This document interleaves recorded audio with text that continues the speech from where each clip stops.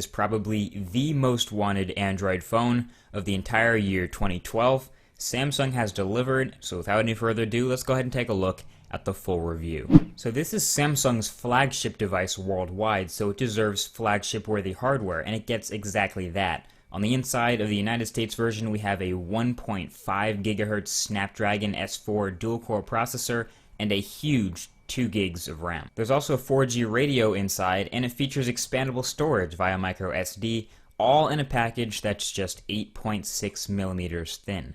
Top off all the spec sheet stuff, which is actually detailed here on the back of the boxes. You get software-wise Android 4.0.4 Ice Cream Sandwich with the latest version of Samsung's TouchWiz UX on top, and we have some things to say about that too. The biggest new feature of them all, literally, is the new display. It's a 4.8-inch HD Super AMOLED display, so 1280 by 720, an absolutely gorgeous display for a phone. Is it Pentile? Yes, but can you tell? Nope. I mean, this is a crystal clear, super high contrast display with amazing responsiveness thanks to what's underneath. A lot of people toss around the word Pentile as if that means instant death to a display, but it's honestly, you really can't tell unless you're looking at a much lower resolution of a Pentile display. First thing you notice when you're playing around with the Galaxy S3 is what I like to call fluidity, the smoothness of the user interface. When you're flying around TouchWiz, it's literally unmatched by any other Android phone. I've been playing with the One X for a while, the Galaxy Nexus for a while, but these animations here all execute at perfectly high frame rates, and that's not something I can say for every other Android device, and it just adds to that fluid experience. There's not a stutter anywhere. And this is the one reason why if I had to pick an Android skin over pure Android, it would be TouchWiz. I mean, it's the fastest, it's the lightest of them all.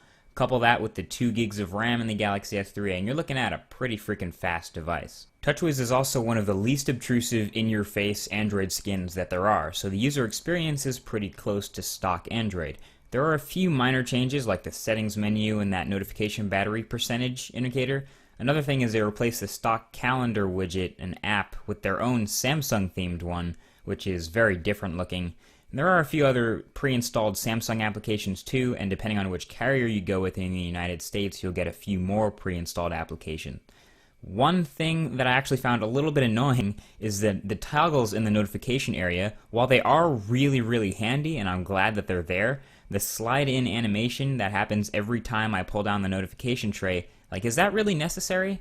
The Wi-Fi toggle is all the way on the left, and it slides in from the left, so that prevents me from being able to immediately toggle Wi-Fi, like, right when I pull it down. So it's just a little bit annoying, maybe just a minor complaint, I suppose, but something definitely worth mentioning. The toggles themselves are pretty much all really useful, and I'm really glad that they're part of TouchWiz. Definitely one of my favorite features. Now, that 3-button layout at the bottom, some people love it, some people really hate it, actually. Some people don't like the home button that's physical at all. Honestly, it really grew on me, though, actually. After about 5 days of using the phone, I kind of like it. The soft buttons disappear when they're not in use. You know, they perform legacy functions, but they aren't there when you don't need them, so that's pretty cool. And you can access the multitasking still by long pressing that home button. So honestly, if you play with it and you don't like it at all, give it some time. You might actually find that you like it in the end. I like the lock screen, though, which gives you the option to drag in apps to open them immediately, and it gives you the ability to pick which apps you have here. Nice touch. I always like the ability to open the camera quickly. And speaking of camera, the Galaxy S3 has an amazing camera. It blows the Galaxy Nexus's camera out of the water and impressed me more than the One X's shooter. I like saying shooter.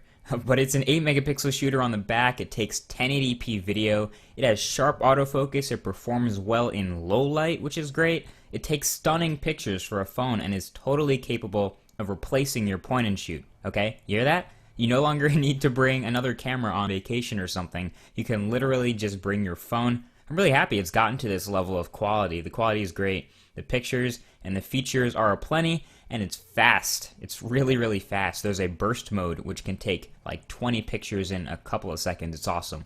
Very easy to use. Also up front, there's a 1.9 megapixel front-facing camera for stuff like Google Plus Hangouts and Skype and Face Unlock. Nice. So is it a worthy flagship from Samsung? It really is. It's got the internals to support everything you throw at it, from gaming to everyday use or to just heavy applications. The battery life you get out of this is more than acceptable. Again, miles better than the Galaxy Nexus. You can get all day out of this guy easily. And while the design may not be everyone's favorite, it feels fine in the hand. There's Gorilla Glass 2 on the front. The device itself is very thin, no need for a screen protector with that Gorilla Glass, and the removable back gives you access to the internals, the 2100 mAh battery, the SIM card, the SD card,